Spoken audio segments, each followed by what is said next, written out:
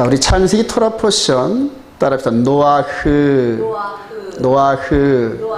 자, 창세기 6장 9절 시작. 이것이 노아의 족본이라. 노아는 의인이요 당대의 완전한 자라. 그는 하나님과 동행하였으며. 여기서 당대의 완전한 자라. 당대의, 그때 그 시대, 노아의 시대에, 지금 이 시대와 비교를 하면 좀 나름대로 하나님의 그 복음의 증거가 많이 이렇게 없었을 거예요, 아마. 복음의 증거. 지금은 아주 완전히 뭐 우리 주님 다시 오시는 이 세대가 가까워지면서 복음이 활짝 열렸습니다. 영적인 복음까지 완전히 열렸습니다. 그래서 계시록 14장에 보면 영원한 복음이 드러나리라. 영원한. 근데 그 영원한 것은 올람, 영원하다는 의미도 있지만 영적인 복음까지도 완전히, 영벌 그러면 영적인 몸이 처벌을 받는 걸 말하는 거고 그래요. 영생은 영이 사는 그런 의미도 있고 그래요. 그래서 노아가 당대에 아직 하나님의 심판이라든가 이런 그 진리의 빛이 좀 부족할 그때 그 시대에 완전한 자라 그래요. 히브리어로 이제 타밈 그래요. 타밈인데 완전한 자, 죄가 없다는 얘기. 그 시대의 빛을 비추어서 하나님 앞에 의롭다 이렇게 칭함을 받을 만한 그런 이제 삶을 살았다니. 그 노아에게 엄청난 계시가 내립니다. 어마어마한 계시가 내립니다. 당시 그 악한 세대를 하나님께서 물 심판을 하시기 위해서 뭐를 지어라? 방주를 지어라 이렇게 말씀하셨습니다. 하나님 보시기에 얼마나 악한지 하나님께서 인간을 지으신 것을 뭐 했다? 후회하셨다 그래요. 근데 그때보다 지금 이 세대가 더 악합니다. 더 악합니다. 완전히 악을 막 조려놓다시피 그런 식으로 악이 창궐합니다. 자, 노아는 생명의 울타리라는 뜻으로 이렇게 쉬다, 안식하다 이렇게 했고, 자, 그래서 요 방주를 지어서 노아의 두 식구와 노아와 노아 부부 그리고 아들 셋과 며느리 셋이 뭐 기간은 얼마인지 모르겠어요. 뭐 통해서 120년 들였다 그랬는데 아주 어마어마한 크기의 나무로 된 집을, 이런 어마어마한 홍수의 그 풍랑과 이런 그 물의 압력을 이겨낼 수 있는 것을 지었으니 8명이 지었으니까 어마어마하죠. 어마어마합니다. 그래요. 그리고 나서 이제 600세가 됐을 때, 노아가 600세가 됐을 때 드디어 하나님께서 예고하신 심판이 이렇게 임하고, 이 안에 들어간 사람들만 살았고, 땅에서 호흡이 있는 사람과 함께 동물, 이런 모든 코로 기식하는 모든 생물체가 방주 안에 있는 생명체만 살고 다 죽었다. 다 죽었다. 하나님이 말씀하시더라고요. 이 방주를 짓는 동안에 하나님께서 실물 교환을 시키신 겁니다. 실물 교환을. 이 방주가, 이렇게 큰 방주가 이 산꼭대기 이렇게 짓고 있는데, 이게 완성이 되면 이 정도의 산 높이에서 이 방주가 뜰 정도로 물 심판을 하신다, 이렇게 예고하신 거예요. 그들이 예고하신 대로 하나님의 말씀은 비록 더딜지라도 반드시 이루어질 줄 확신합니다. 자, 그리고 나서 이제 물 심판이 끝나고 난 다음에 이렇게 노아와 8식구가 이렇게 살면서 방주로 이렇게 아주 새하늘과 새 땅식으로 새로운 세계로, 그때 이렇게 파란색으로 이렇게 작색이 됐지만 아마 물로 씻겨 내려가가지고 아주 완전히 황폐해졌을 겁니다. 황폐해졌을 겁니다. 그거 보면은 갈릴리 바다와 요단강 줄기와 함께 사해로 쭉 내려다 보면은 마치 그 땅을 이렇게 갈퀴로 확 긁은 것처럼 그렇게 깊숙합니다, 여러분. 깊숙해요. 사해구, 갈릴리 바다고 하여튼 제가 이렇게 볼 때는 홍수로, 어마어마한 홍수로 쓸려 나간 거 외에는 설명할 방법이 없어요. 양쪽 지대가 똑같이 이 등고선이 똑같은데 가운데만 확 판 것 같더라고요. 아마 그 홍수 시대 때 파진 거 아닌가, 이제 그런 생각이 듭니다. 자, 홍수 심판을 앞두고 노아가 맺은 언약, 그래요. 한번 창세기 6장 13절 시작. 하나님이 노아에게 이르시되 모든 혈육 있는 자의 포악함이 땅에 가득함으로 그 끝날이 내 앞에 이르렀으니 내가 그들을 땅과 함께 멸하리라. 내가 만들 방주는 이러하니 그 길이는 300규빗, 너비는 50규빗, 높이는 30규빗이라 그래요. 그렇게 이제 방주를 이렇게 짓기 시작한 방주를 짓기 시작하고. 자, 18절에 시작. 그러나 너와는 내가 내 언약을 세우리니 너는 내 아들들과 내 아내와 내 며느리들과 함께 그 방주로 들어가고 새가 그 종류대로 가축이 그 종류대로 그 생명을 보존하게 하라. 노아가 그와 같이 하여 하나님이 자기에게 명하신 대로 다 준행하였더라. 아멘. 그래요. 여기서 이제 당시에 이 노아가 방주를 다 짓고 이 안에 들어가는 언약을 맺었는데 오직 방주 안에서만 홍수 심판을 피할 수 있는 언약입니다. 방주. 그래서 하나님께서 베리트, 언약을 세운 그 백성들이 언약을 입술로 고백하고 아멘 이렇게 하는 것뿐만 아니라 그 언약대로 방주 안에 들어가야 돼요. 예를 들어서 이 사람들이 언약을 맺고 난 다음에 방주 안에 들어가는 언약을 맺었는데 알고 있어요. 이 방주가 뜰 정도로 홍수 심판을 하신다는 거 알고 있어요. 그래 놓고 이 안에 안 들어가면 어떡합니까? 언약 백성이라 할지라도 살지를 못한다는 얘기입니다. 이게 상당히 아주 그 의미가 있는 그런 그 내용입니다. 자, 그래서 하나님께서 이렇게 차례대로 이렇게 질서 있게 이 동물들을 이렇게 이 방주 안으로 들여보내는 장면입니다. 참 이때 당시는 이제 지가 이렇게 현재와 비교가 감이 잘 안 되지만 하나님의 말씀대로 이렇게 살 짐승들이 이렇게 온다는 게 이게 너무너무 신기하지 않아요, 여러분? 그리고 이것들을 지금 요 주위에서 함께 사는 사람들이 보고 있다는 말입니다. 그럼 이게 뭔 징조일까요, 여러분? 징조. 그래요. 이 짐승들이 강제가 아닌 자발적으로 이 안에 들어가는 이런 징조가 나는데, 그래요. 요즘에도 보면은 뭐 중국의 어떤 그런 큰 댐 옆에 큰 비나 지진이 올 것 같으면 두꺼비가 막 이동들을 하고 깨구리들이 막 이동들을 하는 막 이런 징조들. 그런 징조들을 이 미물들은 미리 알고 있었다는 얘기입니다.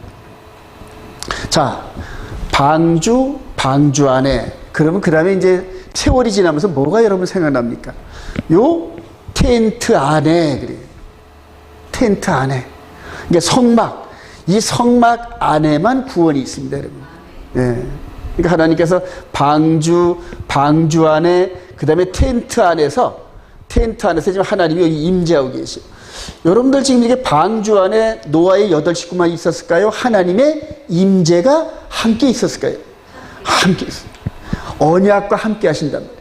그러니까 언약의 주체 대신 하나님이 이 안에 영으로 임하시고 그 언약 백성들과 임하시고 그래요.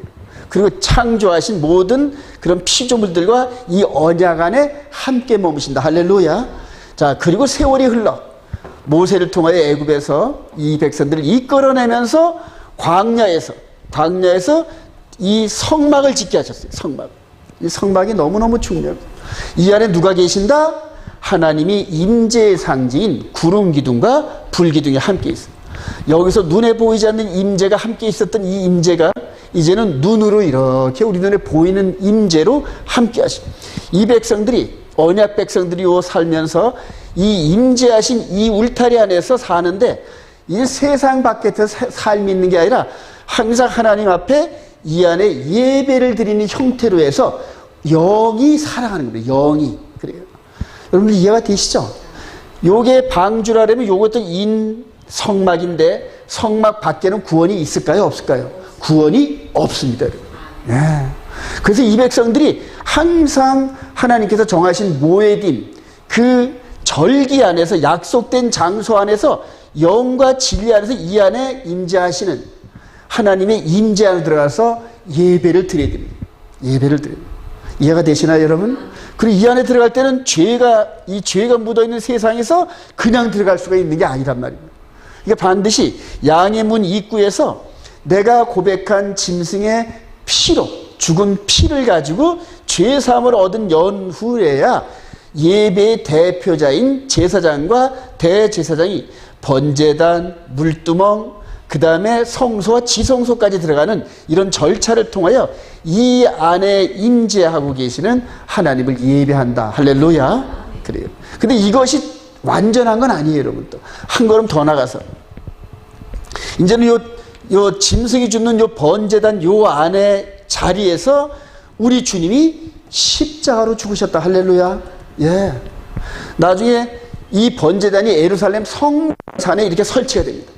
그리고 성전산에 고정된 성전 안에서 이스라엘 백성들이 이 이스라엘 전역에서 하나님께서 만나자 하는 그때마다 와서 예배를 드리는데, 이제 진짜 예물이 나타나지. 진짜 제물로 피 흘려주신 우리 주님의 십자가. 할렐루야. 예. 그리고 나서 장사되는 요 장면에서 따라합시다. 엔 크리스토스 인 지저스 이렇게 나오는 겁니다. 방주를 짓고 방주 안에서 생명이 있었고, 그 다음에 성막 안에서 있었고, 성막 안에서 구원이 있었고, 이제는 최종적으로 그리스도 안에서 지금 이분이 이 육신 안에 이 구원의 방주로 이 땅에 오신 겁니다. 할렐루야. 자, 이렇게 보면 어거스틴이 이걸 봤더라고요. 이 방주의 길이, 넓이, 높이의 구조가 사람이 그대로 누워있을 때 이 키와 어깨의 넓이와 배 위에 있는 요 높이하고 규모가 똑같답니다. 그래서 이 방주의 설계도가 사람하고 똑같답니다. 사람하고. 아주 놀라운 사실이죠. 그래요. 그래서 이런 인아크, 인방주나 이런 여러 가지 보이는 모양의 이런 구원의 방주를 최종적으로 우리 예수님의 몸 안에서 이루어지는 그러한 방주로 우리에게 보여주신 겁니다. 그리고 이분이 부활하신 그 공간 안에 이제는 인류의 모든 구원 얻을 만한 모든 인류가 우리 그리스도 안에 들어갈 수 있다는 사실을, 영으로 들어갈 수 있다는 사실을 여러분 영광스럽게 생각하실 소망합니다. 자, 노아의 홍수와 구원의 방주. 그래요. 창세기 7장 6절 한번 읽어봅시다. 시작. 홍수가 땅에 있을 때 노아가 600세라 노아는 아들들과 아내와 며느리들과 함께 홍수를 피하여 방주에 들어갔고, 정결한 짐승과 부정한 짐승과 새와 땅에 기는 모든 것은 하나님이 노아에게 명하신 대로 암수 둘씩 노아에게 나와 방주로 들어갔으며. 드디어 이렇게 방주로 다 들어갔네요. 방주로 들어갑니다.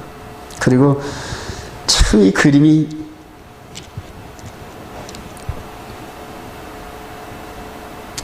노아 시대 때 하나님께서 예고하신 대로 그대로 심판 장면이, 노아가 방주를 짓고 사람들로 하여금 이 안에 들어오세요, 이게 복음전 거예요. 이 복음전 거예요. 그리고 그 안에 들어간 사람들만 살았는데 노아와 그 식구들 외에는 못 들어갔어요.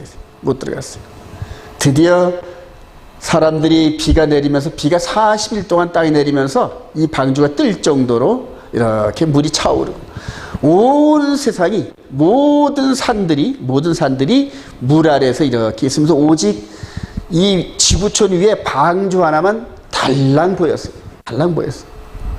이해가 되시죠, 여러분들? 예.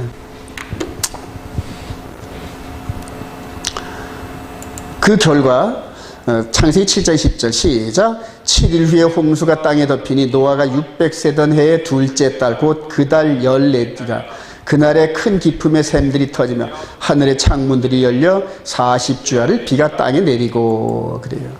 우리 베드로전서 3장 20절 시작. 그들은 전에 노아의 날 방주를 준비할 동안 하나님이 오래 참고 기다리실 때 복종하지 아니하던 자들이라. 방주에서 물로 말미암아 구원을 얻은 자가 몇 명뿐이니 겨우 8명이라. 그래요. 베드로 사도가 이 홍수 심판 때 이 모습을 좀 이렇게 회상을 하면서 자신에게 주어지는 이 영적인 심판의 내용이 이 홍수 때와 똑같은 모습으로 심판이 될 텐데, 홍수 때에는 물로 심판했는데 이제 우리 주님이 강림하실 그때는 뭘로 심판하신다? 불로 심판하신다. 이제 이게 보이면서 완전히 그냥 그대로 그냥 이 하나님의 종말의 심판 장면을 보면서 베드로 사도의 영적인 눈이 열리면서 막 미치는 거예요. 예, 막 미치는 거예요. 왜 미칠까요, 여러분들? 이때 8명 외에는 구원을 얻지 못하면서 아비 규환의 심판을 받는 이 장면이 마지막 때는 영의 몸의 심판이란 말이에요. 영의 몸, 육의 몸의 심판은 이미 한 번 받았기 때문에 사람이 살다 죽는 것은 정한 것이요. 그 다음에는 심판이 있는데 이 영의 심판이 육의 몸이 죽어가는 이 모습에서 꺼지지 않는, 구더기도 죽지 않는 그러한 지옥불에 들어간다는 그 사실을, 여러분들 이 사실을 알면은 자다가도 벌떡 일어나야 됩니다. 여러분 동의하시나요? 여러분 세상에서 일을 하다가도 이 사실이, 우리 영의 심판의 이것이 우리를 기다리고 있다는 사실을 느껴지기 시작하면은 그냥 자다가도 벌떡 일어나야 돼요. 자다가도. 예. 그러면서 죄 아래서 내가 아직 있다 하면은 벌떡 일어나야 돼요. 죄. 내가 아직 하나님의 계명의 빛에 의해서 죄 가운데 살고 있네, 이렇게 느껴지면은 벌떡 일어나야 돼요. 왜냐하면 이게 보이잖아요.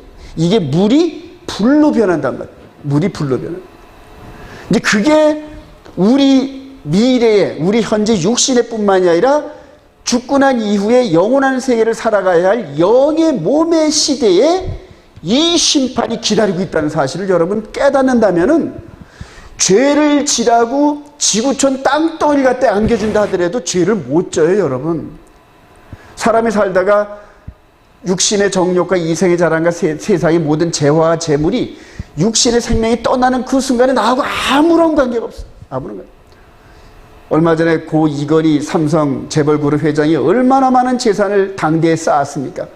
근데 그분이 호흡이 딱 끊어지는 순간서부터 완전히 자기하고는 관계가 없어요.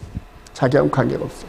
이런 부분들을 생각할 때 세상에 죄라는 걸 짓기를 정말 두렵고 정말 두려워해야 됩니다. 두렵고. 자, 노아의 방주와 예수 그리스도 안에 있는 영혼의 방주를 한번 비교해 봤어요. 따라합시다. 베테바. 이게 바로 방주 안내라는 뜻입니다. 여기 이제 보여줬는데, 창세기 7장 22절 시작. 육지에 있어 그 코에 생명의 기운이 숨이 있는 것은 다 죽었더라. 지면의 모든 생물을 쓸어버리시니 곧 사람과 가축과 기른 것과 공중의 새까지라. 이들은 땅에서 쓸어버림을 당하였을 때 오직 노아의 방주에 있던 자들만 남았더라. 방주 안에 있던 자들만. 그래요. 이제 영어로 보면은 방주 안에라고 딱 표가 나옵니다. 아까 미리 보여주셨죠? 이제는 이 십자가의 대속제물로 말미암아서 완전한 죄 속죄함, 우리 영혼의 몸까지도 씻어주시는, 죄를 씻어주시는 퍼펙트한 그런 보혈의 피, 그거를 우리에게, 우리 마음의 믿음으로 뿌려주시기 위해서 십자가에 매달리시고 죽어주셨어요. 왜 죽어주셨을까요? 장차 새 언약을 맺은 신부들도 나와 함께 죽어야 된다. 육의 몸이 아닌 영의 몸이 나와 함께 죽자, 이렇게 돼요. 근데 죄와 허물로 죽었던 너희를 우리 주님이 부활하실 때 함께 살리셨도다. 할렐루야. 이게 이제 영의 몸이 믿음의 세계로 들어가는, 이게 신비의 신비. 이 신비를 깨닫기 위해서는 오직 성령을 통하여서 성경에 기록된 대로 계속 읽고 묵상하고 순종하면서 이 영적인 양식을 먹어야만 깨달을 수가 있는데, 현재 많은 분들이 주와 언약을 맺은 백성들이 할지라도 이 언약의 내용과 함께 이런 영적 진리를 완전히 이해하지 못한 상태에서 쭉정이만 먹고 있다는 사실이 너무나 안타까워요, 여러분들. 그래서 심판받을 때는 하나님을 모르는 자들과 그 다음에 예수의 복음에 복종하지 않는 자들, 같이 심판이. 요한복음 15장 4절 시작. 내 안에 거하라 나도 너희 안에 거하리라. 가지가 포도나무에 붙어있지 아니하면 나는 포도나무에 너희는 가지라. 그가 내 안에 내가 그 안에 거하니 사람이 열매를 많이 맺나니 나를 떠나서는 너희가 아무것도 할 수 없습니다. 사람이 내 안에 거하지 아니하면 가지처럼 밖에 버려져 마르나니 사람들이 그것을 모아다가 불에 던져 사르느니라. 사람이 내 안에 거하지 아니하면, 그래요. 여기서 보셨죠? 이 안에 거하지 않으면 심판을 받아요. 이 안에, 아무리 이 사실을 알았다 하도 이 안에 들어가야만 된다니. 성막 안에, 성전 안에 우리 영이 들어가야 돼요. 이제는 성전 대신 이분 안에 우리가 들어가야 돼요. 이게 연합이란 말이에요. 내 안에. 그래서 예수님이 우리 안에, 우리가 예수님 안에 있다는 게 완전 영적인 연합이란 말이에요. 영적인 연합을 여러분 물로 한번 비유해가지고 컵이 두 컵이 있어요. 근데 하나의 컵은 완전히 저 힘신 산골에서 이게 퍼온 아주 맛있는 물이에요. 한쪽은 조금 좀 이렇게 뭐랄까요? 조금 이렇게 좀 위생적이지 못한 물 2컵이 있어요. 그 2컵을 섞어가지고 먹으라면 그 사실을 아는 사람은 먹을 사람이 있을까요? 없을까요? 여러분? 없어요. 여러분. 우리 주님의 영은 퍼펙트한 영이다. 할렐루야. 근데 저와 여러분들의 영은 아직 퍼펙트하지 못해요. 여러분. 죄에 찌들고 영향력이 있을 수밖에 없단 말이에요. 우리 주님도 우리 연약함을 알고 계셔요. 여러분.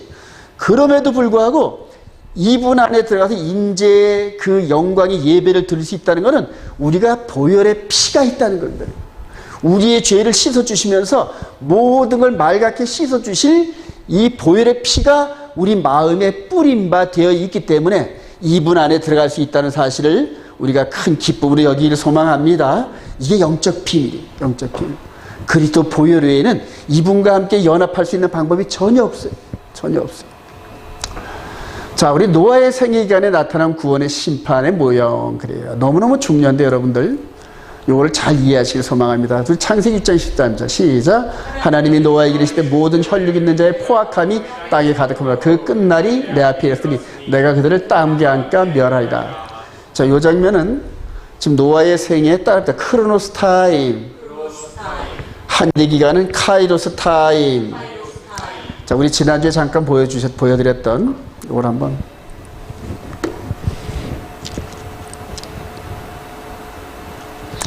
지난번에 아담의 생애 동안에 보여주신 큰 흐름이 있어요, 여러분. 삶에. 우리가 삶을 마감할 때쯤 되면 인생을 어릴 때부터 쭉 기억을 하면 인생에 크게 큰 사건들만 기억납니다, 여러분. 큰 사건들만 이렇게 그 건더기처럼 건져지면서 이렇게 생각이 날 터인데, 아담이 이 심판을, 여자의 후손에 대한 이 복음을 듣고 나와가지고 가인과 아벨, 그 다음 형인 가인이 동생을 죽이는 이런 장면들, 그리고 130대에 셋이라는 아이를 하나님께서 죽은 아벨 대신 이렇게 주었다는 요 사실을, 그 여기까지가 130세란 말입니다. 그러면 아담이 930세를 살았어요, 여러분. 자, 그러면 요때로부터 몇 년을 더 살았을까요? 800년을 더 살면서 아담이 느꼈던 이 흐름의 이 부분들을 전도를 했을까요? 안 했을까요, 여러분? 자녀들에게 전도를 합니다, 여러분. 자, 우리가 원래 에덴 동산에서 하나님과 같이 살았었는데 너희들의 그 맏형격인 가인이 아벨을 죽이는 이런 장면에서, 그러면 누가 누구를 죽였는데 다시 태어났단 말입니다. 이게 큰 흐름 속에서 바로 예수 그리스도의 죽으심과 부활에 대한 이 그림을 볼 수 있는 그런 통찰력을 하나님이 주신다는 얘기예요.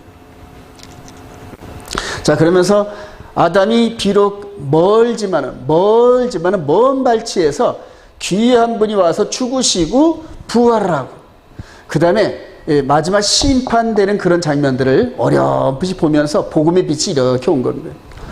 요 한일의 요 7년 기간 동안은 전산연마가 후산연마는 메시아의 사역과 적그리스도의 사역, 즉 대적자 뱀이 여기에 나와서 사역을 하다가 죽는 기간이에요.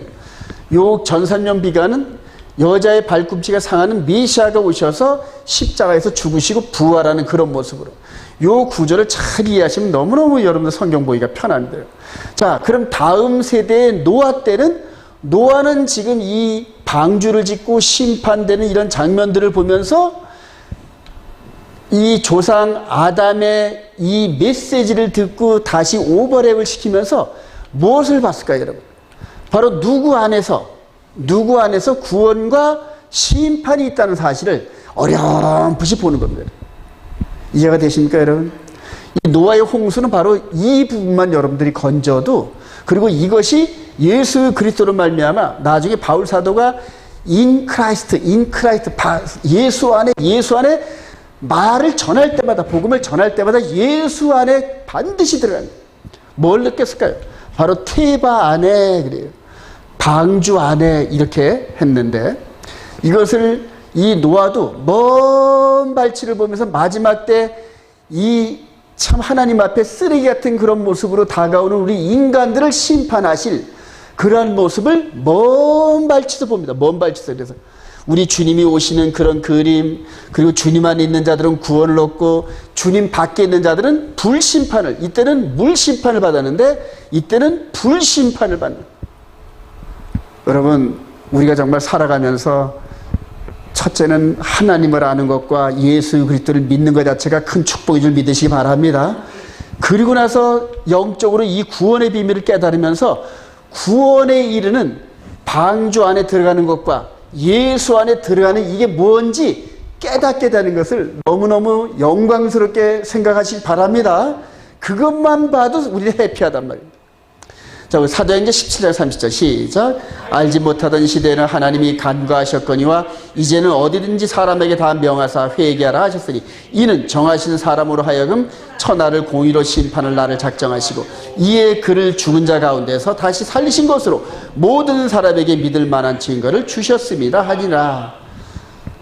아담, 노아 그리고 예수 그리스도를 만난 바울 사도가 동일한 메시지를 받아요, 여러분. 구원과 심판인데 바울 시대는 더 많은, 왜냐하면 예언과 이런 것들이 실제 이루어졌고 바울 사도는 십자가의 형틀과 이런 여러 가지 주님을 만나면서 실제 더 많은 정보를 느꼈기 때문에 더 근접된 복음으로 선포를 합니다. 정하신 사람으로 하여금, 그래요. 정하신 사람이 예수 그리스도인데 이분을 공의로 심판할 날을 작정하셨어요. 이분이 구속주로 오셨는데 무슨 주로 오신다? 심판주로 오신다. 믿어지시면 아멘. 이분이 우리에게 주신 말씀을 기준으로 우리를 심판하신다. 네, 무서운 얘기입니다. 무서운 얘기. 그래서 그분을 부활시킴으로 말미암아 천하에 가장 하나님의 임재가 있는, 그 다음에 하나님의 이름이 있는 예루살렘에서 십자가에 죽으시고 부활시키심으로 말미암아 이제는 천하 모든 거민들에게 이분을 통하여 심판할 날이 있다고 선포하셨다. 유념하시기 바랍니다. 그래요. 베드로후서 2장 3절 시작. 말세에 조롱한 자들이 와서 자기의 정욕을 따라 행하며 조롱하여 이로 말미암아 그때 세상은 물이 넘침으로 멸망하였을 때 이제 하늘과 땅은 그 동일한 말씀으로 불사르기 위하여 보호하신 바 되어 경건하지 아니한 사람들의 심판과 멸망의 날까지 보존하여 두신 것이니라. 동일한 사도인 이 베드로 사도도 동일한 들기를 봅니다. 동일한 심판을 보는데 말세에 조롱하는 자들이 와서 그래요. 그래서 말세는 바로 우리 주님이 등장할 때부터 말세입니다.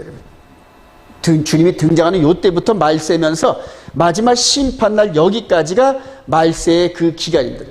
근데 초림 때도 예수님의 부활을 사람들에게 전하면 조롱하고 멸시합니다, 여러분. 복음을 전하는데 반드시 예수님의 죽으심과 부활을 말씀을 하고 선포해야 되는데 우리 주님의 부활, 사람이 죽었다 사는 것을 얘기를 하면은 멸시와 조롱이 들어가는 거예요. 그래서 나중에 바울 사도가 이렇게 전도할 때 여러분, 하나님께서 어찌 죽은 자를 다시 살리실 수 있다는 사실을 여러분은 믿지 못합니까? 그래, 답답해서. 아니, 하나님의 능력이 이 세상을 창조하신 그분이 어찌 죽은 자를 다시 부활시켜서 이 노아의 홍수 때처럼 새로운 세상을 여실 것을 여러분들 어떻게 믿지 않습니까? 하고 막 답답해가지고. 저와 여러분들 우리 주님의 부활을 믿고 저와 여러분들의 부활을 믿으시길 소망합니다.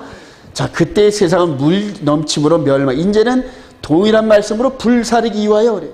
동일한 말씀, 하늘과 땅은 동일한 말씀으로 불사르기 위하여 보존됐다. 이렇게 얘기를 해요.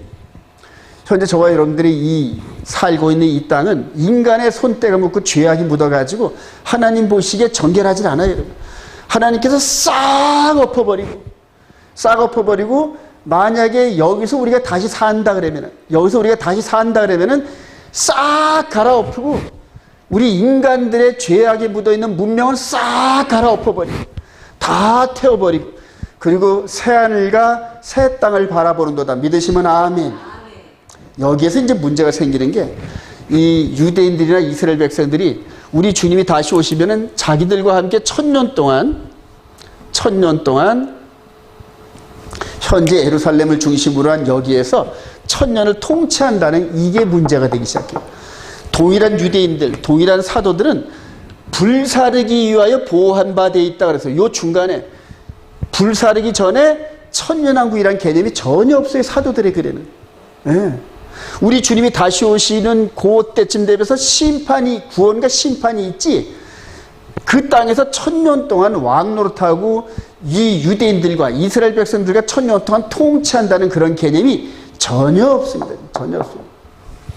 저 여러분들은 이때를 바로 여기서부터 70일가 끝나고 주님 재림한 이때부터 새 하늘과 새 땅이, 이 부분.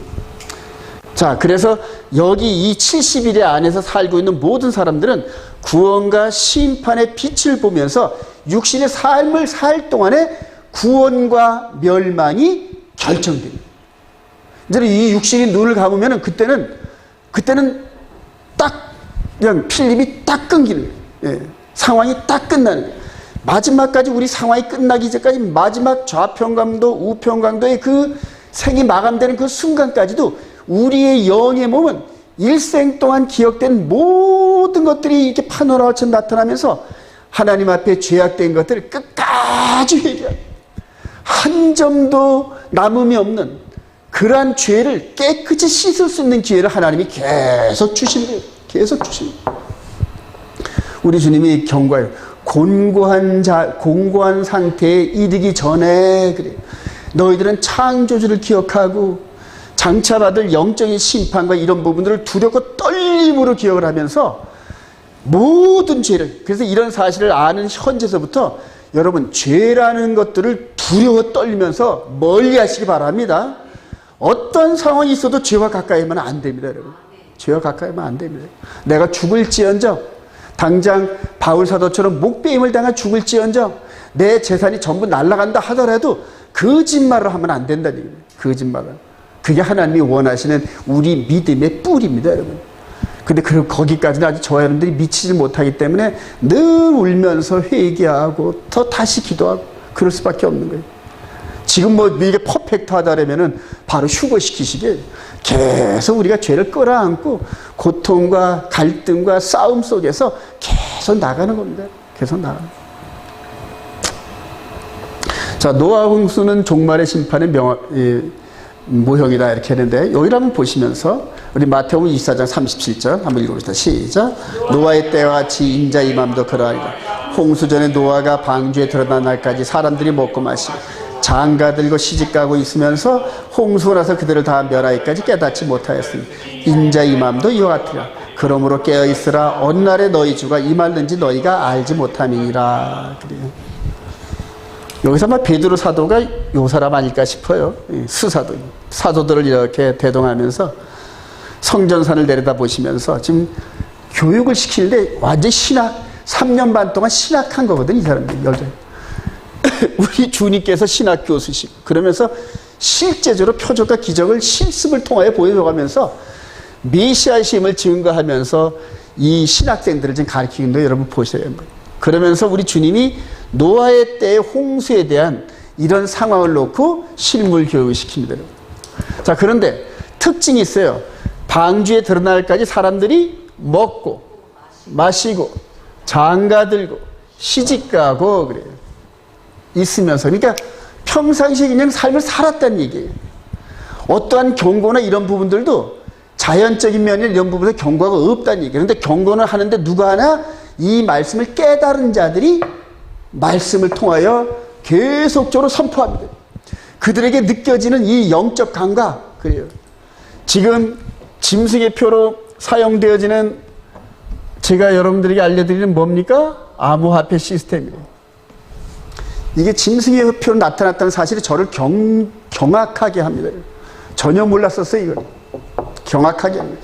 100% 짐승의 표로 사용됩니다. 이게 준비가 됐어요. 자, 두 번째, 이제 제3성전, 그래요. 자, 세 번째는 이제 지금 이스라엘 백성들이 지금 어디로 돌아간다? 이스라엘로 돌아가는 이런 장면들. 마치 지금 이스라엘 백성들이 노아의 방주로 들어가는 것처럼 지금 이스라엘로 돌아가면서 약속의 땅으로 돌아가는데, 왜 돌아가냐면 자기들에게, 이스라엘 백성들에게 맡겨진 기간이 몇 년이 남았다? 3과 2분의 1년이 남아있어요. 다니엘을 통하여 약속하신 70일의 가운데서 마지막 3년 반에 대한 자신들에 대한 역할이 남아있다는 말입니다. 여러분들 이것 깨닫는 게 너무너무 중요합니다. 무천년 관점에 있는 개신교는 3년 반에 대한 이스라엘에 대한 그 역할이 남아있는 것을 깨닫지 못하고 인정을 안 하는 거예요. 그러니까 이스라엘에 대해서 인정을 하다 보니까 절기나 뭐 이런 것들, 그 다음에 제3성전이니 휴거니 뭐 이런 것들이 전혀 인정이 안 되는 거예요. 이제는 무천년에 대한 이런 부분들, 제가 묻혀 있었던 개신교 그룹에서의 종말론이 얼마나 왜곡되어 있다는 걸 이제 느끼게 되는 거예요. 네. 자, 그런데 이스라엘 백성들은 세대주의 관점에 있어서 아까 말한 것처럼 70일의 이후에 천년왕국 이거를 집어넣어가지고 지금 우리들이 인정을 할 수 없는 그러한 종말론 관점 가지고 우리들 지금 대하고 있는 거예요. 그러니까 무천년주의의 이방인 출신들인 우리 개신교하고 그 다음에 이스라엘 백성들과 연합이 안 되는 거예요. 연합이 안 되는 거예요. 서로 다 이 충돌 요소가 돼가지고. 우리들한테는 이게 믿어지지가 않아, 이게. 믿어지지가 않아. 예. 그런데 저들에게 있어서는 이 이스라엘 백성들이 아직 역할이 있기 때문에 이스라엘을 회복하고 글로 지금 알리야를 모여들고 제3성전이 지어지면서 이스라엘이 종말 때 아주 초점이 돼가는 이런 것들을 또 인정을 안 하니까 서로 커뮤니케이션이 안 되는 거예요. 여러분들 지금 우리 저 개신교에 있던 분들이 이제 이스라엘과 연합하는 그런 과정에서 그분들은 이런 무천년적 그런 개념의 종말론을 갖고 있다가 이분들과 연합을 하면서 뭘로 바뀌었다? 세대주의로 바뀌었어요. 이분들이 그렇게 얘기를 하니까 그냥 이대로 따라가는 겁니다. 그래서 7,000년의 역사, 그 다음에 우리 주님이 재림하시면 1,000년 동안 유대인들과 함께 이 세상을 통치한다는 그런 세대주의 관점으로 전부 다 무장을 하고 있어요. 자, 그리고 한 걸음 더 떠서 7년 환란이라는 이런 우리 주님이 오시기 전에 7년, 즉 한일을 갖다 놓고 교회는 은혜 가운데서 휴거를 하고 7년 동안 혼인잔치를 하고, 그럼 땅에 아직 휴거하지 못한 이스라엘 백성들은 7년 동안 완전히 죽을 맛으로 연단 과정에서 구원에 이를 만한 그런 믿음에 이르고, 다시 혼인잔치를 끝낸 그러한 그 교회는 다시 주님과 함께 강림을 하면서 같이 주님과 함께 이 땅에 내려오셔가지고 이 땅에서 1000년이라는 이 천년왕국으로 들어간다. 완전히 이거는 소설 같은 얘기를 가지고 실제 사실로 각색을 해가지고 얼마나 쇠뇌를 시켰는지 미국의 개신교 그룹들이 전부 다 이 세대주의 관점으로 무장돼 있더라고요. 옛날 존 다비, 그 다음에 무디라는 엄청난 그 복음 전도자의 영향력 속에서 스코필드에 기록되어지는 이 세대주의 관점의 천년왕국론 이 부분을 가지고 미국 전역을 덮어버렸어요. 그리고 그 관점에서 이스라엘을 지금 서포트하고 있는 거예요. 이스라엘 서포트하고. 이스라엘의 이 미국의 막강한 군사력, 정치력 이런 모든 세상을 지배하는 듯한 그런 권력과 힘을 가지고 세대주의 관점으로 이스라엘을 지금 돕고 있다는 말이에요. 근데 그것을 성경적으로 완전히 교리화해서 진리로 믿고 있으면서 이스라엘의 건국과 그들의 부흥과 그 다음에 아랍 진영과의 싸움과 이런 모든 부분에서 어디에 손을 들어준다? 이스라엘 손을 항상 들어줘요. 항상 손을 들어줘요. 이스라엘이 강해질 수밖에 없어요. 지금 미국이 완전 뒤에 이런 골리앗 같은 특기로 어린아이 같은 이스라엘 뒤에 딱 버티고 있으면서 이스라엘을 건드린 자는 누구를 건드린다? 미국을 건드린 것과 똑같은 그런 모습. 근데 최종적으로 교회가 영적으로 그렇게 그냥 이스라엘을 밀어주는 이 흐름 속에서 지금 아주 홍수처럼 이스라엘로 이 세대주의 관점과 이방인들이 들어가가지고 같이 연합을 하는 이런 그림인데, 그게 진리라면은, 그게 성경적 진리라면 제가 그 안에 들어가서 여러분들과 함께 같이 합류해가지고 할렐루야 그러면 얼마나 좋을까요, 여러분? 아니더란 말입니다. 하나님께서 70일에와 한일의 비밀을 주시면서 세대주의 관점의 결함과 무천년주의 정점의 관점을 저한테 보여주셨는데, 그러니까 제가 막 미치는 거예요.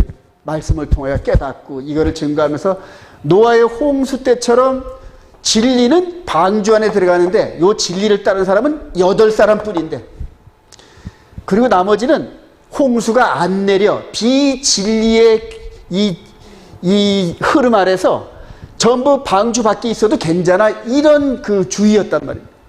오직 방주 안에 들어가는 것만 살아난 줄 믿습니다. 마찬가지예요, 여러분. 마찬가지로 이 마지막 때도 말씀의 빛에 의해서 종말을 정확히 깨닫고 그리스도 예수 안에 있는 사람들만 살아남을 수 있습니다. 믿으시면 아멘. 말씀은 그냥 빛입니다.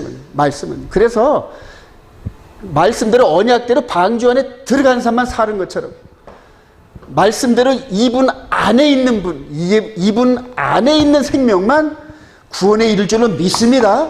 믿으세요, 여러분. 말씀을 믿지 않으면 그 어떤 걸 믿을 수 있겠어요? 그래서 이제 조금 있으면은 그리스도 안에 있다는 게 뭔지, 그리고 그거를 제가 어떻게 깨닫고 지금 이렇게 외로운 길을 가고 있는지 여러분들이 이해가 되실 겁니다, 여러분. 자, 한번 보세요. 우리 히브리서 11장 7절 시작. 믿음으로 노아는 아직 보이지 않는 일에 경고하심을 받아 이로 말미암아 그래요. 아직 보이지 않는 일에 경고하심을 받아 그래요. 경외라는 건 두렵고 떨림으로 대한다는 거예요. 우리 하나님의 말씀을 경외함으로 받으시길 소망합니다. 그래서 방주를 준비하여 그 집을 구원하였으며 그래요. 마치 누에 고치처럼 누에가 자기 집을 짓고 그 안에 사는 것처럼 자기가 살기 위해서 하나님께서 노아가 살아가는 방법을 알려주시기 위해서 방주를 지으라 했는데 방주에 지은 거기에 참여한 자들만 들어가는 거예요. 참여하다. 마치 누에 고치처럼. 그래요. 자, 그거와 똑같이 우리 주님이 내 안에 거하라 나도 너희 안에 거한다. 이게 방주를 지으라는 게 우리 보고집니다. 영혼의 방주를 지으라는 거예요. 이해가 되시면 아멘. 근데 영혼의 방주를 어떻게 짓는지 사람들이 지금 몰라. 왜냐하면 말씀에서 벗어난 교리를 따라가가지고 말씀의 그 흐름을 한 발자국 한 발자국 따라가면서 순종해야 그걸 깨닫게 되는데 말씀의 흐름에 밖에 그려놓은 그걸 따라가가지고 전부 다 이 방주 안에 들어가는 방법을 잃어버렸어요. 방법을 잃어버렸어요. 여러분 정말로 어렵게 생각하시길 바랍니다. 베드로전서 1장 8절 시작. 예수를 너희가 보지 못하였으나 사랑한도다. 이제도 보지 못하나 믿고 말할 수 없는 영광스러운 즐거움으로 기뻐하니 믿음의 결국 곧 영혼의 구원을 받음이라. 믿음을 따라서 우리 주님의 방주 안에 들어가는 그리스도 안에 들어가는 이 믿음의 여정을 따라가다 보니까 어이쿠 육의 몸이 아닌 영의 몸이 어느 사이에 방주 안에 들어가는 길을 깨닫게 되는 거예요. 방주의 문이 어디 있고 어디로 가야만 방주 안에 들어가는지 그렇게 외적으로 보듯이 이제는 보지 못했는데 믿음으로 예수를 믿고 예수의 그리스도의 말씀을 따라 순종하는 삶을 살다 보니까 어느덧 속사람이 성장을 해서 아이 같은 모습에서 청년의 모습으로 장년의 모습으로 우리 눈에 보이지 않는 이 영의 몸이 커가더란 말입니다. 그리고 그 자라가는 모습을 마치 우리가 아이 돌보듯이 하나님께서 그 심령의 몸을 이렇게 한 걸음 한 걸음 보여주시면서 이끌어 주시면서 거기에 걸맞는 양식을 주시더라. 할렐루야. 이게 어마어마한 비밀이더라. 여러분 어마어마해요. 그냥 목사가 전해주는 대로 그냥 아멘 아멘 하면 이렇게 구워놓는 게 아니라 목사가 전해주는 말씀을 여러분들도 한 걸음 한 걸음 확인하면서 따라가시단 말이에요. 그냥 이렇게 심상하게 그냥 그런가 보다 하고 들으면 그냥 그게 귓등에 스치는 거예요. 이거를 나중에 보셔서 그대로 기록을 하시면서 나도 한번 목사님이 따라갔던 그 말씀의 길을 한번 따라가 보는 거예요. 그러면 저와 동일한 영적인 느낌을 받는단 말입니다. 그게 구원의 길이에요. 구원의 길. 영혼의 구원을 받음이라 영혼의 몸을 얘기하는 거예요. 그래서 심판, 즉 사람이 죽고 난 뒤에 심판에 있어서 구원을 얻는 그런 영적 비밀을 이 베드로 사도가 깨닫는 거예요. 할렐루야. 너무너무 참 이게 말씀을 복음을 전하면서 말씀을 증거하면서 정말 구원 얻을 사람들이 많지 않음을 느껴가면서 지금은 노아의 홍수 때와 비슷한 이런 부분들이 보이지만 그때 당시에 이거는 사람이 진리의 귀를 닫고 듣지 않는다는 거예요. 노아의 때 이 특징은. 자, 노아에 맺으신 무지개 언약 새 창조. 그래. 창세기 9장 8절 시작. 하나님이 이르시되 내가 나와 너희와 및 너희와 함께하는 모든 생물 사이 대대로 영원히 세우는 언약의 증거는 이것이라. 내가 내 무지개를 구름 속에 두었나니 이것이 나와 세상 사이의 언약의 증거니라. 그래. 무지개를 두셨어요. 여기서 홍수가 끝난 후에 이 노아가 정결한 짐승으로 제사를 드렸더니 하나님께서 무지개를 보여주시면서 내가 다시는 물로 심판 안 할게 이렇게 언약을 하시고, 다시는 물로 심판 안 할 테니까 걱정하지 마라. 그러면서 새하늘과 새 땅은 이제 그때 당시에 옛 죄가 있는 모습은 싹 쓸어버리고 새롭게 시작된 이 모습이 장차 저와 여러분들이 하나님의 성 안에서 살아가는 모습, 이 안에 들어갈 수 있는 사람은 퍼펙트하게 변화된 사람들이에요. 할렐루야. 그래요. 이게 사모가 안 되세요, 여러분들? 죄가 없는 곳, 하나님이 그 빛 자체가 된 곳이에요. 해나 달이나 별이 필요 없는 곳. 그래요. 상상할 수도 없는, 우리 육신의 눈을 갖고는 본 적도 없는 그런 환경에 이 하나님의 도성이 있는데, 그런데 그런 도성이 있는데 이런 죄악이 묻어서 인간의 때가 가득 묻어있는 이런 땅에서 그렇게 살 일이 뭐가 있어요, 여러분? 바로 이 부분이, 이 부분. 사모하시기 바랍니다. 너무너무 사모됩니다, 저는. 계시록 21장 1절 시작. 또 내가 새하늘과 새 땅을 보니 처음 하늘과 처음 땅이 없어졌고 바다도 다시 있지 않더라. 또 내가 보매 거룩한 성 새 예루살렘이 하나님께로부터 하늘에서 내려오니 그 준비한 것이 신부가 남편을 위하여 단장한 같더라. 보좌에 앉으시니가 이르시되 보라 내가 만물을 새롭게 하도다. 그래요. 거룩한 성 새 예루살렘. 그래요. 그게 처음 하늘과 처음 땅이 아닌 곳에, 예. 땅이 없어졌고 바다도 다시 있지 않는 곳이에요. 예. 이것이 1000년 동안만 이루어질까요? 영원히 이루어질까요? 여러분? 영원히 이루어집니다. 영원히. 예. 그래서 계시록 20장에 나오는 1000년 동안 왕노릇하는 그런 부분들을 우리가 더 깊이 묵상하면서 말씀의 자리를 찾아야만 됩니다. 저와 여러분들이 이 안에 장차 들어가는 그러한 하나님의 거룩한 신부들이 되시기를 주님의 이름으로 축원드립니다. 자, 이제 마지막으로 이제 갑니다. 무지개 언약을 조롱하는 바벨탑과 말세 시대인데, 우리 창세기 11장 2절 시작. 이에 그들이 동방으로 옮겨다가 신할 평지를 만나 거기 거류한 서로 마르되 자 벽돌을 만들어 견고히 굽자 하고 이에 벽돌로 돌을 대신하여 역청으로 진흙을 대신하고 또 마르되 자 성읍과 탑을 전설하여 그 탑 꼭대기를 하늘에 닿게 하여 우리 이름을 내고 온 지면에 흩어짐을 면하자 하고. 그러면서 자신이 나름대로 이제 하나님께서 또 심판할지 몰라. 그래, 무지개 언약을 불신한. 예. 그 자체는 아이고 또 언제 또 갑자기 마음이 변하셔가지고 또 물로 심판할 수 있을지 몰라 하면서 높은 탑을 쌓는데, 이게 바벨탑이고 이거를 열심히 쌓는데, 열심히. 그래요. 니무롯이라는 그때 당시에 걸출한 영웅의 인도함에 따라 그 엄청난 그런 그 카리스마와 함께 지금 거의 적그리스도와 비슷할 거예요, 아마 그 능력과 권세가.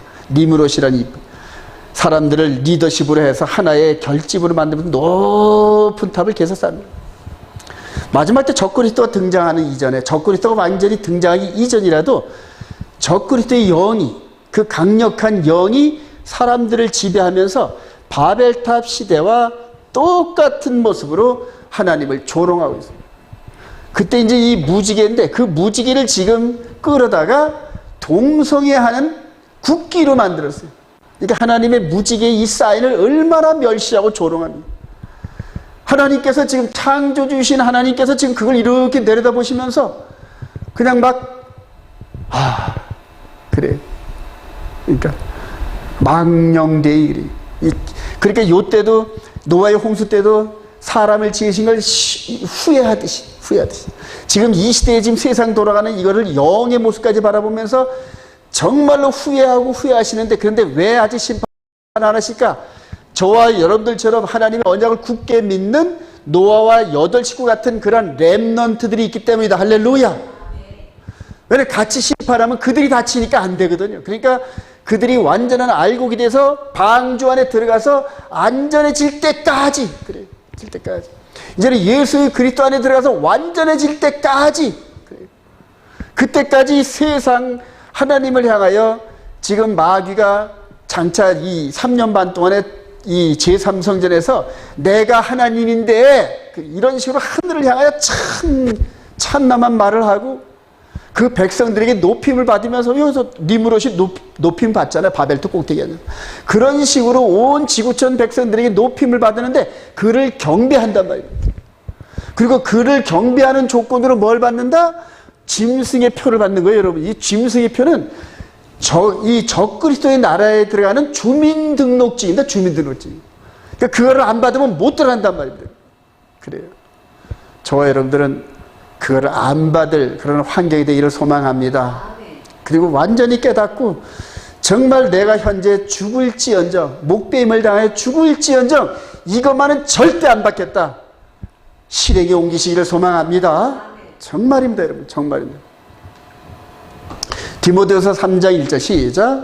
너는 이것을 알라. 말세에 고통하는 때가 이르러 사람들이 자기를 사랑하며 돈을 사랑하며 자랑하며 교만하며 비방하며 부모를 거역하며 감사하지 아니하며 거룩하지 아니하며 무정하며 원통함을 풀지 아니하며 모함하며 절제하지 못하며 싸나우며 선한 것을 좋아하지 아니하며. 그래요. 지금 이 모습들을 지금 바울 사도가 이렇게 보는 겁니다. 그 당시에 로마 제국에 아주 죄악의 덩어리들이 모여있는 로마 황제와 특권층 사이에 있었던 그 동성애. 여러분, 로마 제국 항상 제국의 중심에 있는 사람들은 항상 동성애를 기려요. 동성애를. 그리고 그걸 누굽니까? 뭐라 그럽니까? 그 아기들 같은 이런 부분들. 지금 이 방송에서 그렇지만은 어떤 어른이 20개월 된 그러한 그 여자아이를 성폭행을 했다. 신문에 난 거 보니까. 그래서 화학적 거세를 하라고 청원이 들어온다는 거예요. 20개월밖에 안 된 그런 어린아이를. 그래요.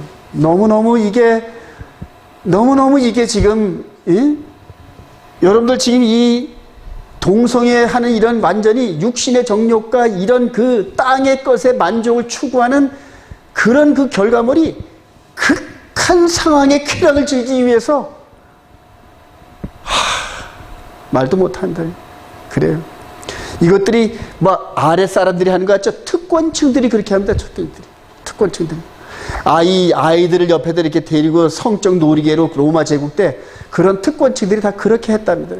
그걸 바울 사도가 보면서 맨 마지막에도 그렇겠구나 하는 것을 미리 내다보는 거예요. 왜냐하면 인간들이 서로 이렇게 보면 착해지느냐? 그게 아니거든. 점점 더 악해지거든. 예. 지금 이 시대가 그런 시대예요. 바울 사도가 고발한, 참수한 이런 내용들이 그대로 나타납니다. 부모를 거역하면서 부모 말을 듣지 않는 이런 패역한 세대가 되고 그래요. 계신합니다. 계속 갑니다. 시작.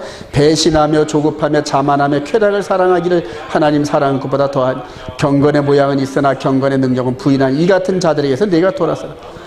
배신하며 조급하며 자만하며 쾌락을 사랑하기를 하나님 사랑한 것보다 더하며. 외적으로 예수 믿는 경건의 모양은 있으나 경건의 능력이 부인하는 게 아니라 능력이 아예 없다 이런 뜻입니다. 경건의 능력이 전혀 없어요. 이런 세파와 싸울 만한, 죄와 싸울 만한 능력이 전혀 없어요. 왜냐하면 속사람으로서 영양분을 채워본 적이 없기 때문에 그래요. 말씀은 들어서 귀등이 이렇게 있다가 전부 새 흘러나가. 그냥 좋은 말씀인가. 근데 그 말씀이 내 영의 몸을 가지고 들어와서 그 말씀을 순종하고 실행해 봐야 되는데, 그래서 행함이 없는 믿음은 죽은 믿음이라는데, 행함이 없는 영의 몸이 맨날 어린아이 같아. 맨날 갓난아이 같아. 맨날 기저귀 찬 것 같아. 그래요. 지금 그런 모습이 마지막 때의 모습이에요. 그래서 악을 대적할 만한 그러한 세력과 그 힘이 교회에서 없습니다, 여러분.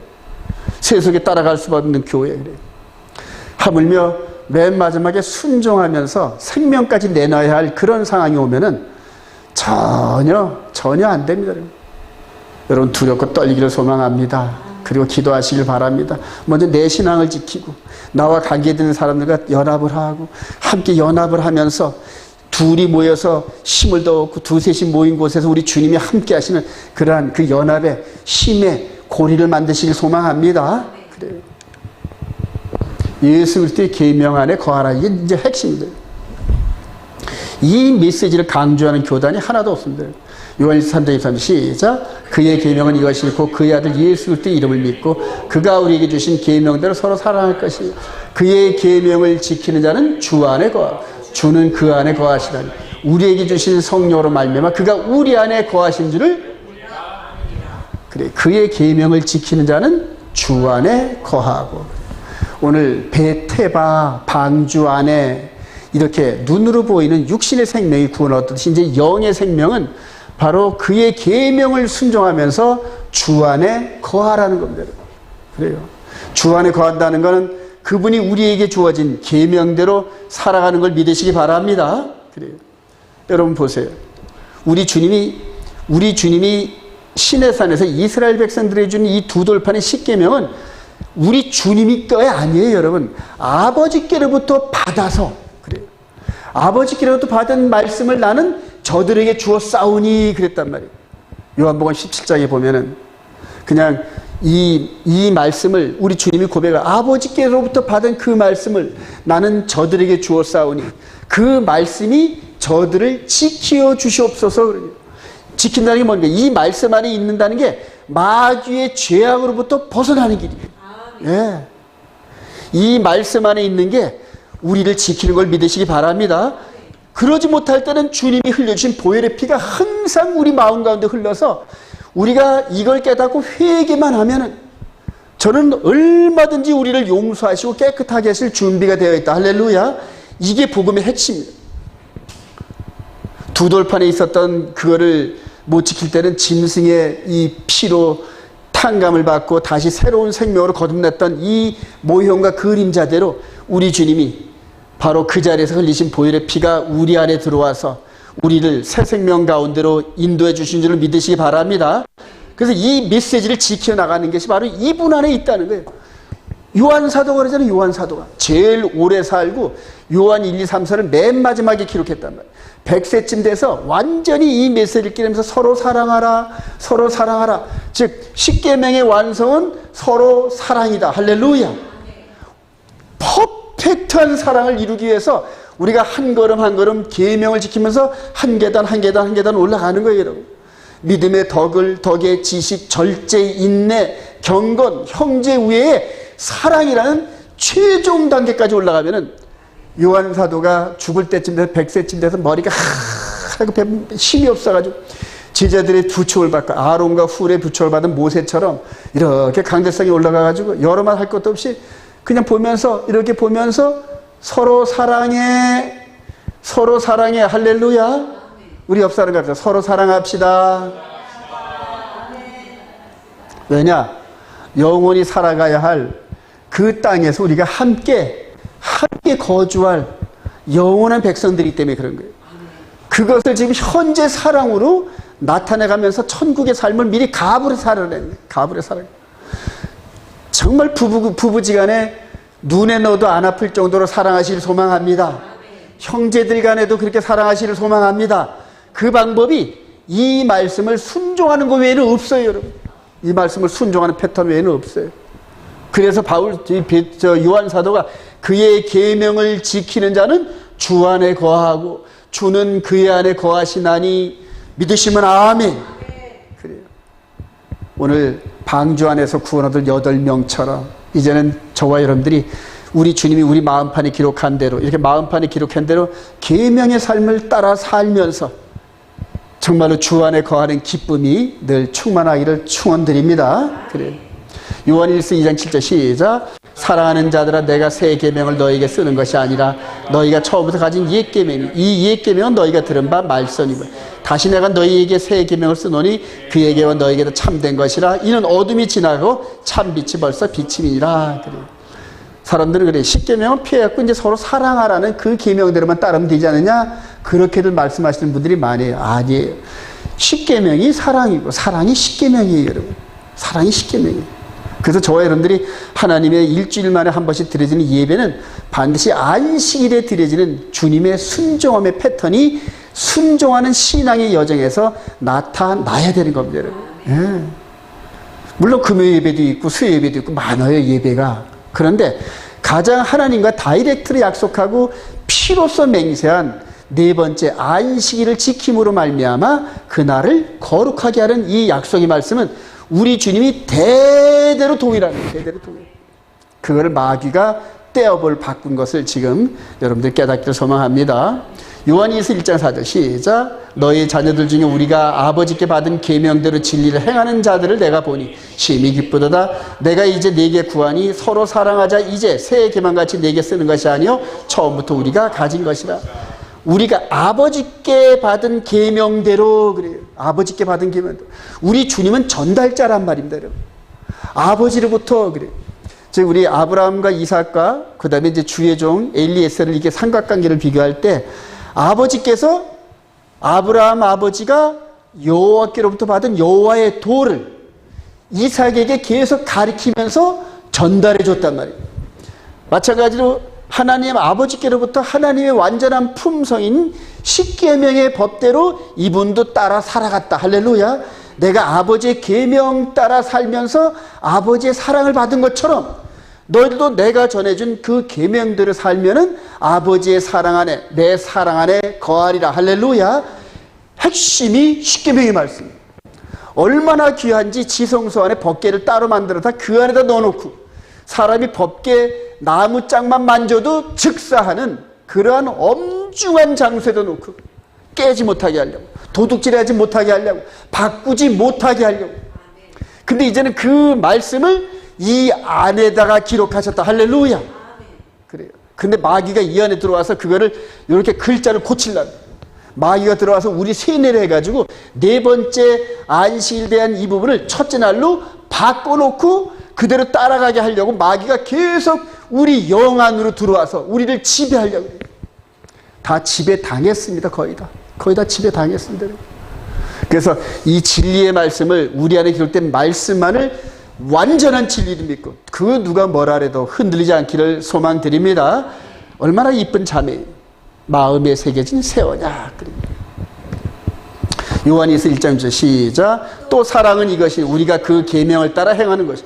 계명은 이것이니 너희가 처음부터 들은 바와 같이 그 가운데서 행하라 하심이라. 계명을 행하라 하심이라 그러잖아요. 행하라. 요한 사도가 계시록의 마지막 클라이막스 이 부분은 뭐냐면 마지막 짐승의 표를 이기는 그 성도들의 인내가 여기 있나니 저희들은 하나님의 계명과 예수 믿는 증거를 가집니다. 이제 마지막 시대 노아의 홍수 심판이 이렇게 다가오는 것처럼 마지막 불심판이 다가오는 그때가 점점 다가오는 게 보이는데 아직 하나님의 계명을 쓰레기통에 갖다 버려놓고 이제는 구원 얻었으니까 마음껏 먹고 마시고 즐기자. 그리고 시집가고 좋은 장가가고 좋은 아파트에 살기를 땅의 거를 바라보면서 노아의 홍수처럼 계속 땅의 것을 추구한다. 땅의 것을. 저 위에 계신 분이 곧 다가오는데도 모르고 그래요. 그리고 뭐 해가지고 풍요롭고 그러면은 이제는 하나님이 축복하세요. 평안히 살자. 돈이 몇십억이 있고 몇백억이 있어. 이제는 주님 오실 때까지 굶을 염려가 없어. 이런 식으로 하면서 그냥 평안히 살자 했던 그 사람 뒤에서 우리 주님이 내 영혼을 내가 오늘 가져가면 너 저 재물이 뭐에 필요하냐. 이런 식의 이런 이 시대에 지금 살고 있다는 얘기죠. 그래요. 야고보 사도는 그렇습니다. 너희가 말세의 재물을 쌓았도다. 그런데 말세 재물이 하나님께로 다가가는데 어마어마한 장애물이 됩니다. 여러분. 장애물이 됩니다. 장애물이. 물질의 이 부분을 지배하지 말고 물질을 지배하시기를 소망합니다. 지배하십니다. 그리고 딱 요 짐승의 표 요 때가 되면은 그 물질이 얼마든 간에 그냥 허위사처럼 버리면서 손 툭툭 털고 이 세상에서 그다음 주님 덕에 잘 먹고 잘 살고 그랬습니다. 이제 더 이상 마귀의 휘하에 들어가기 않기 위해서 부자 청년에게 말씀했던 것을 순종하는 것처럼 싹 버려버리고 주님만 빈손으로 빈몸으로 따라가겠습니다. 우리 식구들이 내 뒤에 따라오면 함께 가는 거고 부모와 자식이라도 안 따라오면 할 수 없는 거고 그때는 노예 방주에 들어가는데 안 들어가겠다는 데는 이거는 감당이 안 됩니다. 그때는 정말로 내 아버지와 내 아내와 내 아들이 누구냐 하나님의 뜻대로 행하는 자들만이 행할 뜻대로 이 시대가 다가온 줄 믿으시기 바랍니다. 그래서 계명, 요한사도에 보면 전부 계명, 전부. 그래요. 결론이 예수 그리스도의 방주 안에서 하나님의 처소로 준비되는 성도들. 그래요. 노아의 방주를 지은 자들만 그 안에 들어갔는데 이제는 하나님의 처소를 짓는 경험을 한 자들만이 퍼펙트한 방주를 짓습니다. 누의 꽃이처럼.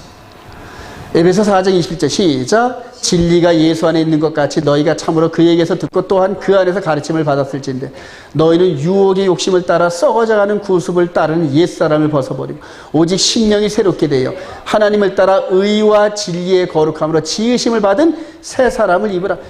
지으시죠. 노아의 방주를 지었대.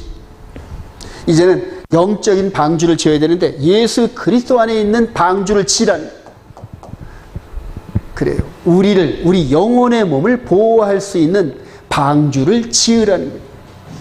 고페루로 이렇게 물이 스며드는 걸 막았듯이 하나님의 십계명의 메시지로 우리 전시를 마치 휘를 바르고 이렇게 시멘트를 바르듯이 말씀으로 우리 영의 몸으로 계속 바르라니. 그래야 마귀의 말이 침입하지를 못해요. 아니, 마귀의 말. 물이 들어오면 안 되듯이 마귀의 영향력이 이 안에 들어오지 못하게끔 계속적으로 진리와 의와 진리의 거룩함으로 새의심을, 지으심을 계속 현재 진행해요. 바울 사도 그러잖아요. 진리가 예수 안에 있는 것 같이, 언약이 방주 안에 있었던 것 같이, 그리스도 안에 진리가 있는 것 같이, 이것을 여러분들이 깨닫고 이렇게 들을 수 있는 귀만 열린 것만 자체도 너무너무 행복한 줄 믿으시기 바랍니다. 그래요. 고린도서 5장 15절 시작. 그가 모든 사람을 대신하여 죽으시면 살아있는 자들로 하여금 다시는 그들 자신을 위하여 살지 않고 오직 그들을 대신하여 죽었다가 다시 살아나신 위하여 살게 하려 하며 그런지 누구든지 그리스도 안에 있으면 새로운 피조물이라. 이전 것은 지나갔으니 보라. 누구든지 그리스도 안에 있으면 그래요. 오늘 노아의 토라 포션을 통하여서 우리가 이렇게 깊이 한 말씀 건질 수 있는 것은 방주 안에 있었던 사람들이 물심판을 피했던 것처럼 이제는 그리스도 안에 있는 자들에게만 마지막 불심판이 피한다는 이 두 사실만 큰 흐름으로 깨닫기만 하더라도 여러분들은 오늘 큰 수확을 거두신 겁니다. 그리고 가장 큰 수확은 방주 안에 있었던 것처럼 그 안에 들어가는 것처럼 그리스도 예수 안에 있는다는 게 도대체 뭐냐? 요한사도의 말씀을 빌려서 그의 계명대로 살아가는 게, 십계명의 말씀대로 영의 몸이 살아가는 게, 그게 그리스도 안에 있다는 사실을 명백히 각인시키기를 소망합니다. 이거를 깨닫고 있는 것 자체가 여러분들에게 큰 소망입니다. 마지막에 에베소 2장 20절 시작. 너희는 사도들과 선자들의 터 위에 세우신 자라 그리스도 예수께서 친히 모퉁이 돌이 되셨느니라. 그의 안에서 선물마다 서로 연결하여 주 안에서 성전이 되어가고 너희도 성령 안에서 하나님이 거하실 처소가 되기 위하여 그리스도 예수 안에서 함께 지어져 가느니라. 예수께서 친히 모퉁이 돌이 되셨다. 그래요. 노아의 방주를 지을 때도 기준 모퉁이 나무가 있었을 겁니다. 기준석을 딱 하나 놓고 그걸 통하여 이렇게 이제 마치 우리가 뜨개 띄듯이 계속 연결해 가잖아요. 여러분. 배를 모퉁이 돌이 된 것처럼 모퉁이 나무를 했던 것처럼, 그러니까 이거를 석가래 기둥이라 그러죠. 석가래 식으로 이런 식으로 했던 것처럼 이분이 이제는 영혼의 방주의 석가라가 되어주십니다. 이걸 모퉁이 돌로 표현합니다. 그분과 함께 우리가 그분과 동일한 DNA를 가지고 그분과 연결되지는 거예요. 마치 벽돌 쌓듯이 이렇게 쌓고 다음에 준비된 사람도 또 이렇게 쌓고 이렇게 쌓고, 그래서 성벽에 보면 큰 돌을 계속 쌓아나가듯이 지금 이분 안에서 저와 여러분들이 영적인 벽돌이 되어가지고 이분과 DNA가 똑같은 모습으로 준비된 자들에게는 이분한테 옆에가 붙이고 예루살렘 새 하늘과 새 땅의 성전처럼 하나님이 거하실 처소를 저와 여러분들을 통하여 지금 계속적으로 지어나가는 거 믿으시기 바랍니다. 그리고 그 성전이 퍼펙트하게 완성이 되면은 이제 더 이상 필요 없을 때 이제는 끝났다 하고 구원의 방주의 문이 닫히는 것처럼 이제는 구원의 문이 닫힙니다. 여러분. 그 안에 저와 여러분들이 그리스도 안에서 충만한 삶을 누리시면서 하나님께 영광되는 삶을 살아가실 주님의 이름으로 축원드립니다.